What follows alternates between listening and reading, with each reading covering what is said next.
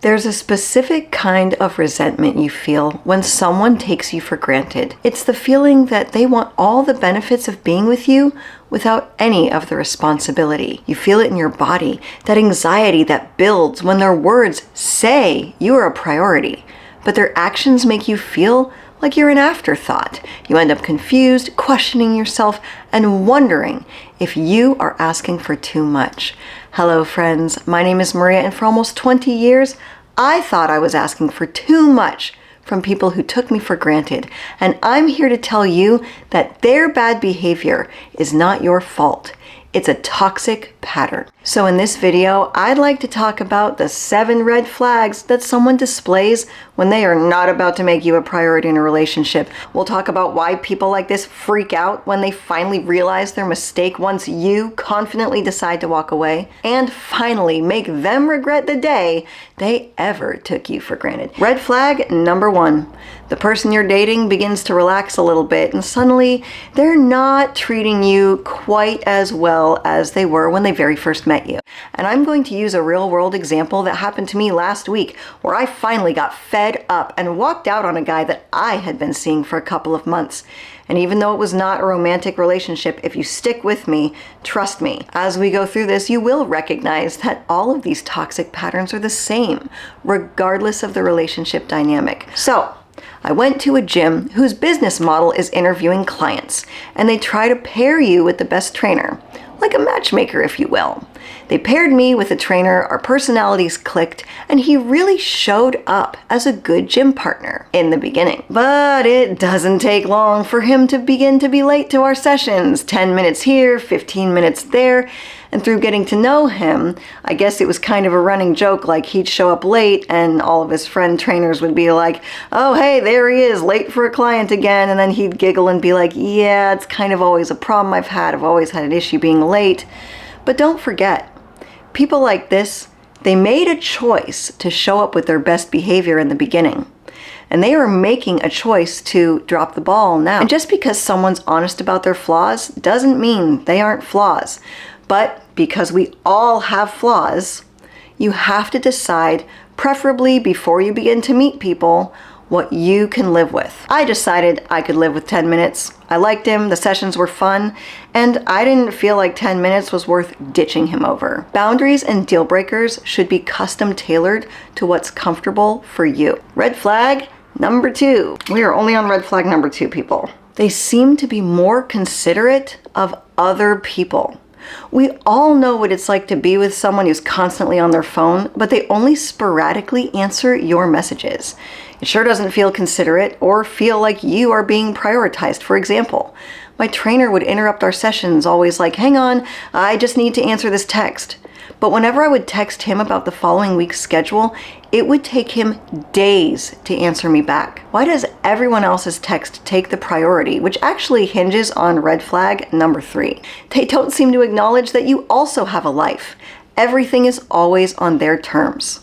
For example, I would text my trainer on a Friday, asking him when he's free the following week.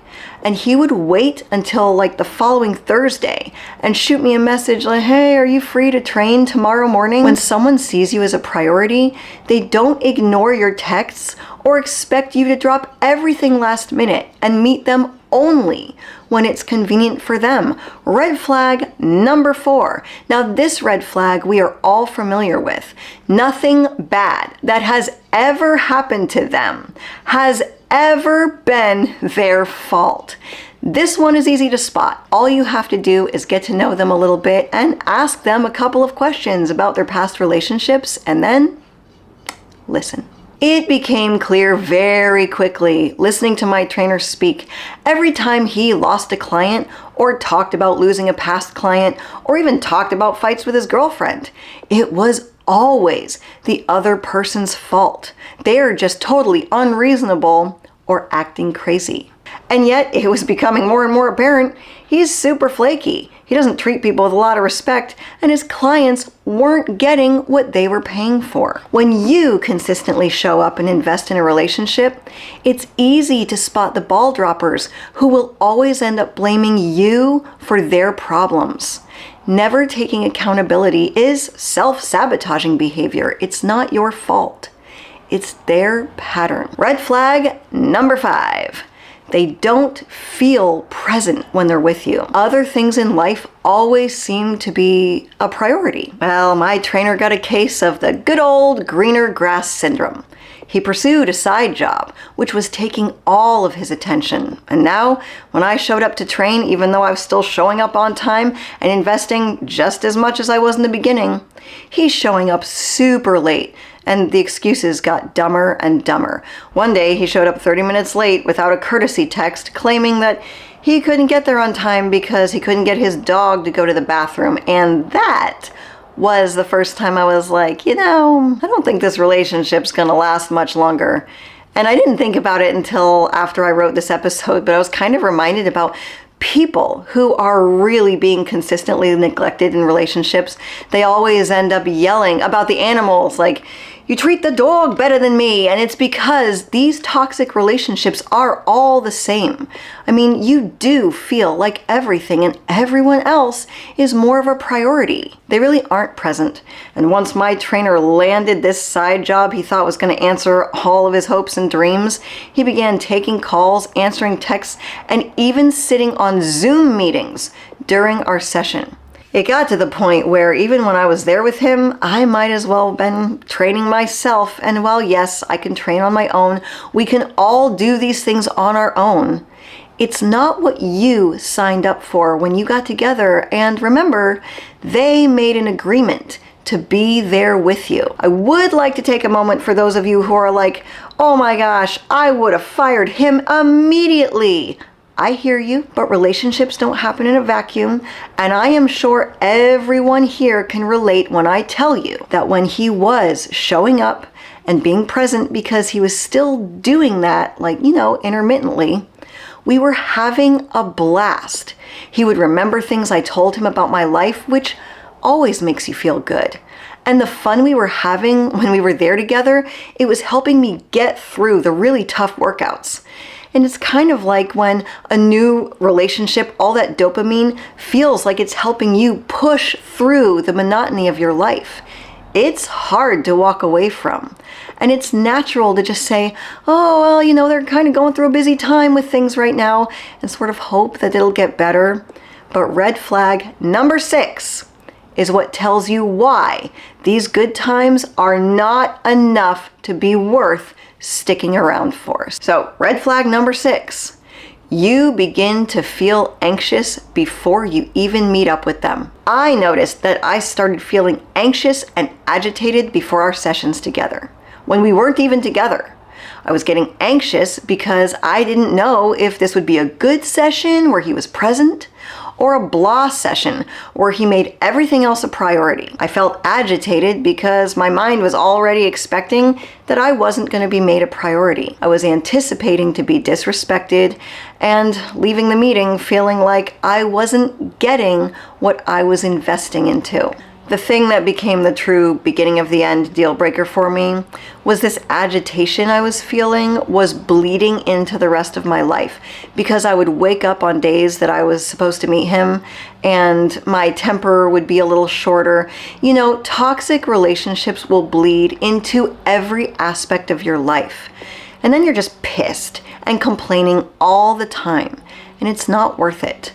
I also noticed I started looking around the gym and I began feeling jealous when I would see clients who had trainers that were paying more attention to them. So the next session, I finally talked to him and I gave him an out. I told him, hey, why don't we take a break for a while so that you can focus on what are your obvious priorities? And he exclaimed, no, I want to keep training. I can make this work.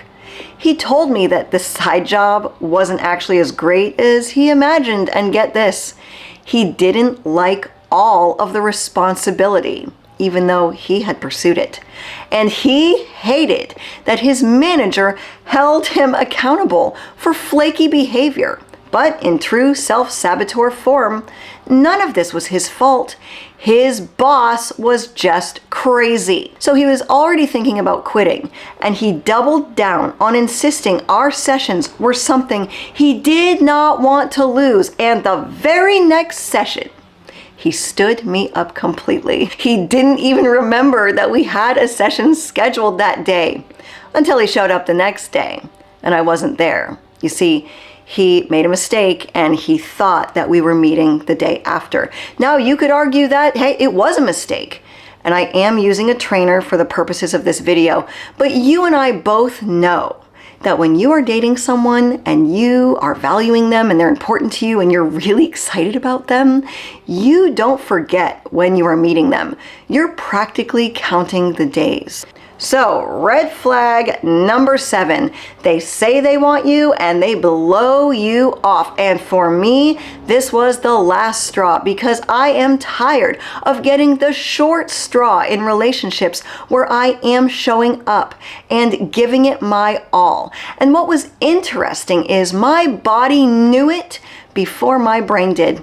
I was sitting in the lobby that day and my trainer was already 20 minutes late, and I went to text my partner and tell him that I was thinking about walking out, but before my thumbs could even finish the message, my legs stood me up and walked me out. It was wild. It was like I wasn't even controlling my body. My body was done. It knew I shouldn't be there anymore.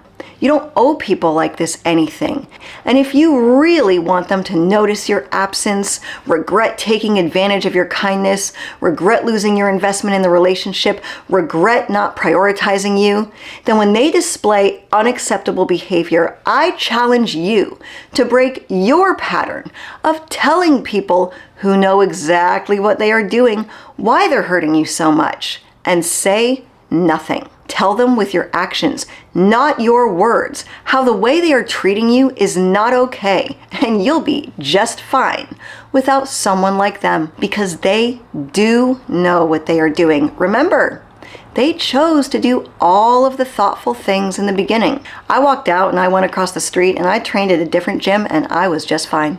Do not ever let someone else's bad behavior stop you from taking care of yourself. I learned that lesson the hard way. You make yourself the priority. I knew I had broken my toxic pattern of being too nice to people who were jerking me around when not only did I leave without messaging him that day, the next morning when he realized his mistake and he sent me some super insulting text asking me if I could drop everything and run up to the gym to meet him with no apology. Well, I didn't answer that text either, and I always answered him. I was always there when he texted me in the past, so I know that he noticed. Have the confidence to know that people notice your absence. They don't just forget about you because you're not there. And I encourage you, shock the hell out of someone today. You know, the next day when I never answered him back, at one point my partner said, you know, Maria, you've been training with this guy for a couple of months. It would be weird if you ghosted him, and I agreed. I never had any intention on ghosting him, but I wasn't ready to talk to him. And I didn't want to talk to him until I knew exactly what I wanted to say. A lot of viewers that I talk to on my one-on-one calls, they're in no contact with a toxic ex.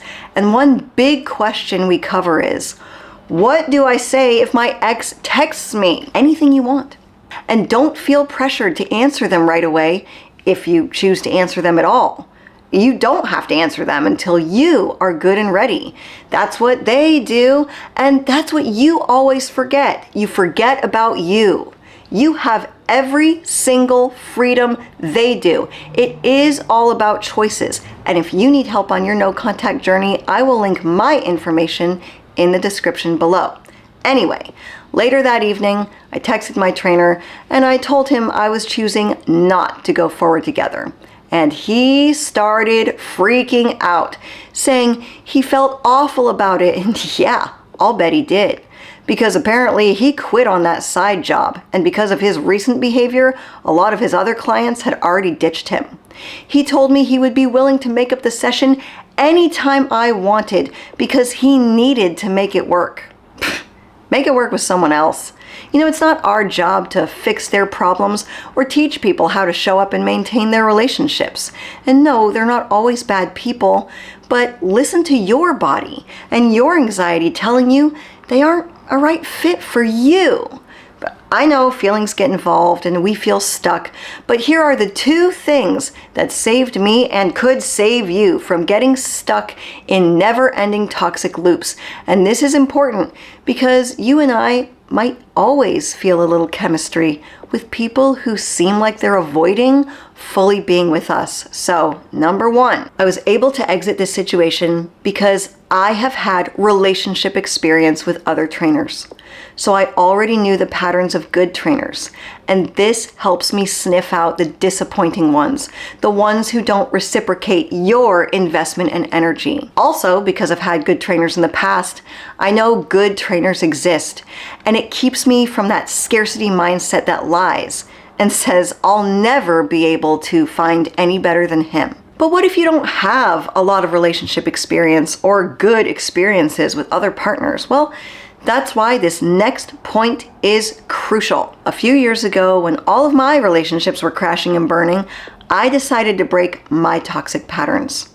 I sat down, painted my nails, and decided one way I was going to break my toxic patterns was to start with the commitment to myself that no matter who comes in and out of my life, I will always make myself and my health a priority. So last year, when I had another gym trainer relationship that bailed on me, I was upset and I wasn't ready to introduce another trainer. So instead of doing what I would normally do and rush and try to fill the gap and quickly hire some other trainer to be in my life, I challenged myself to show up to another gym and train alone. I didn't give up on everything I wanted for myself just because one person dipped out. And even though it wasn't something I wanted to do and it felt weird to me at first, after a while, I really started to enjoy it. So although I do like training with other people, I'm okay by myself too. And I no longer feel the pressure I did in the past to just put up with disrespect because I don't think I can make it on my own. I know I can, and you can too. And here's a bonus way to protect yourself. Because he was my trainer, I wasn't sleeping with him, which would have added so much confusion. So please, try to take it slow. Don't get too entangled with people before you understand their true character. If you have a goal for yourself, but your partner is acting like they're doing you a big favor just by trying to remember to show up for you, like they have to be reminded that you're a person that exists in their life, they are never going to get you where you want to be. And yeah, I understand I can work out all by myself, just like you can choose to stay single. But when you enter into a commitment or a partnership with someone, that's you saying, okay, I'm here now. I'm ready to take on the responsibility of this relationship. I can no longer live my life any way that I want. I am accountable to another person who I agreed to be accountable to. People who wave these red flags are fine wasting your time. You must get to a point where you refuse to waste your own because time is real. Opportunities are fleeting, and maybe I'm about to sound like an old crank, but at my age, it's hard for me to watch this guy make all of these mistakes when he has so much going for him. He's young, he's charismatic, he has his health and his good looks, but welcome to the other half, where we know attraction is not just about looks. Because when someone is hell-bent on ruining their relationships, it doesn't matter how much potential they have.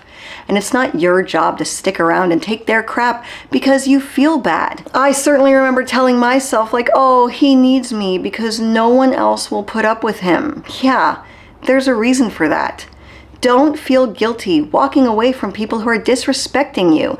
You have showed up. You have invested in them. You have no reason to feel bad.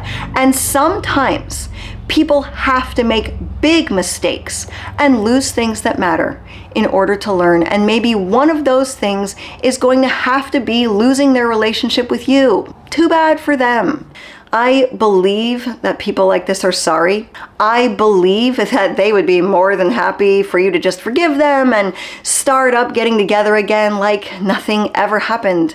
but I don't believe that anything would ever change. And here's how you know it's never going to change. It's a pattern that has only gotten worse since the day you met them. Let them make their mistakes.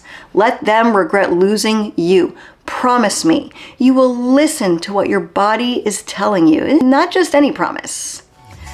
Pinky promise. And if you want the confidence to know that your ex won't just forget about you because you walked away, I'll put that video right here. My name is Maria Adriana. You do not have to live my life, but I certainly hope you can learn something from it. As always, thank you for visiting The Other Half.